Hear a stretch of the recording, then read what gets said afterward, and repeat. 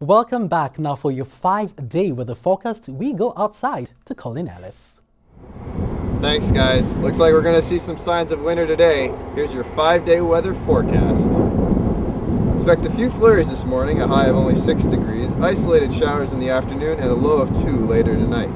This weekend, the temperature will be a bit higher with a high of 12 degrees on Saturday, variable cloudiness, going down to 2 degrees. Sunday, it'll be cloudy with showers, a high of 12 and a low of 7. Monday, expect a bit of the same with a high of 12, isolated showers, and a low of 9. Finally, on Tuesday, we'll see isolated showers again and a temperature of 10 degrees, going down to 4 that night. So remember to pull out that winter coat this afternoon. Now back to Tom and Lindsay in the studio. Thanks, Colin.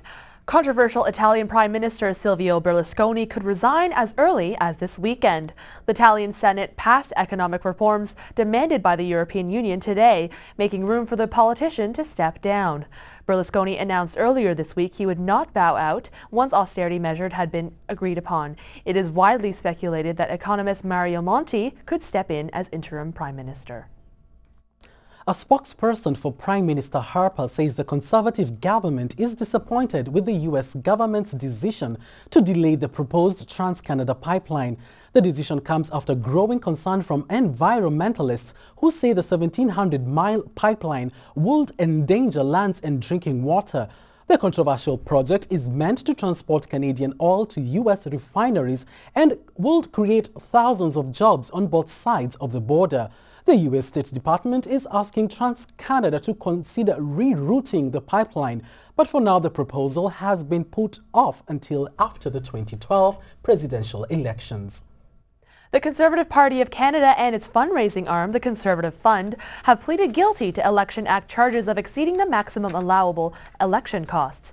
The party was fined the maximum penalty of $50,000 and the Conservative Fund was fined $2,000. The Election Act charges were laid in February, relating to the Conservatives' 2006 election campaign. An Ontario couple are among 5 people killed in a helicopter crash in Hawaii today. The helicopter slammed into a mountain range on Molokai Island and then crash-landed near an elementary school. One of the couples is believed to be newlyweds who were on a 45-minute scenic tour of the island. Today is, of course, Remembrance Day, but did you know that today is also the last binary date of the 21st century? It's a day that is completely made up of ones and zeros. There are only 36 binary days in a century, and today is the last one until January 1st in the year 2100.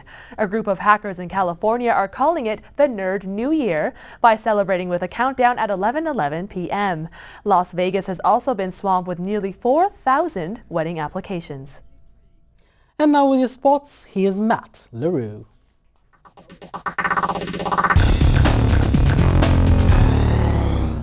Hello, I'm Matt LaRue and this is your sports update.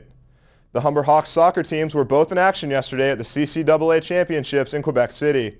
Both teams stumbled out of the gate. The women's team dropped their opener to the Onseek Indians 5-3. The Hawks trailed 4-1 at halftime but closed the gap to 4-3 in the second half. A late Onseek goal put it out of reach. In men's play, the Hawks lost their opener to host Francis Xavier Garneau on penalty kicks.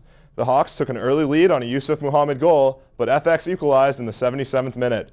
2 halves of extra time weren't enough, and FX won 5-4 in the shootout. In Hawks rugby, both teams are preparing for the OCAA Championship games this weekend. The men are up first playing at Seneca on Saturday afternoon, and the women host Conestoga Sunday. Get out there and support your Hawks. It was a busy night in the NHL last night. 5 Canadian teams were on the ice. The Leafs got back into the win column in St. Louis thanks to a shootout winner from Phil Kessel. Despite the result, it wasn't a pretty game.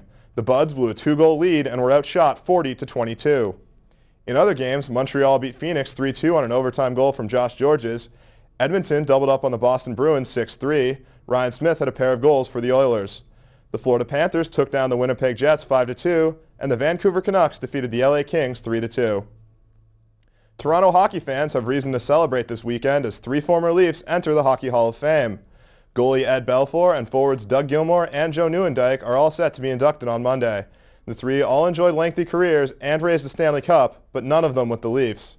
Also entering the Hall is former defenseman Mark Howe. Induction weekend will feature multiple events, including autograph signings at the Hall of Fame tomorrow and a Legends game at the ACC on Sunday. Washington Nationals catcher Wilson Ramos is still missing in Venezuela after being kidnapped at gunpoint. Authorities recovered the getaway vehicle used in the kidnapping yesterday, but according to the rookie's agent, no ransom demand has been received. Ramos had returned to his home country to play in the Venezuelan Winter League. That's what's happening in the sports world today. Now back to Lindsay and Tom at the desk. Thanks, Matt. After the break, we'll get the latest in entertainment from Dino Pasalic. A hashtag fail for Ashton Kutcher, an artistic tribute to Macho Man Randy Savage, and a sneak peek at this weekend's box office movies. All this and more coming up in entertainment.